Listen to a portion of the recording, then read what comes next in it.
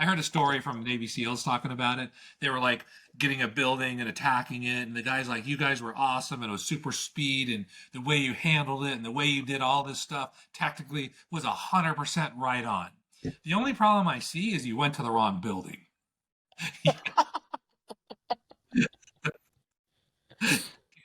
But Well, great job, you know. so the what was it?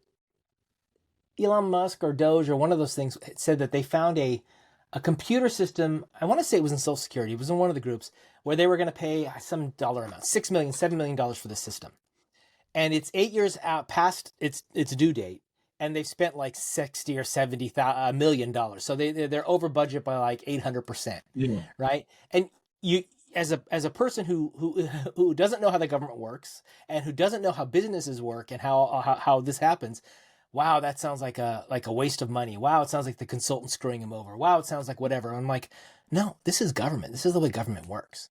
Yeah. And I remember talking to a guy who I used to work with. He was in the government. And he said the FBI at one point had tried, because he was in the FBI, had wanted to build a system. So they spent the money. It was 100 and some odd million for the system. So they spent the money.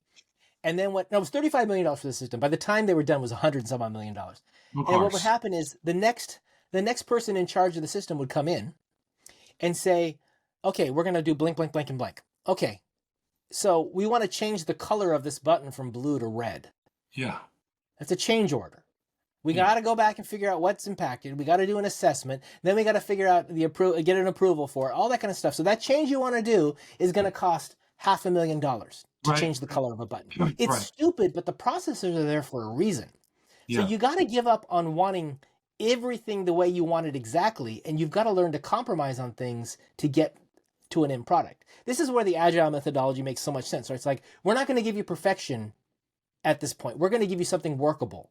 And the next iteration, we'll try to figure out how to make it a little bit better. And we'll make it Yes. a little bit better. Yes. Right? The Yes. Yeah. waterfall approach is of everything's going to be done in one go, and then we'll have the next big release in 2 years or whatever.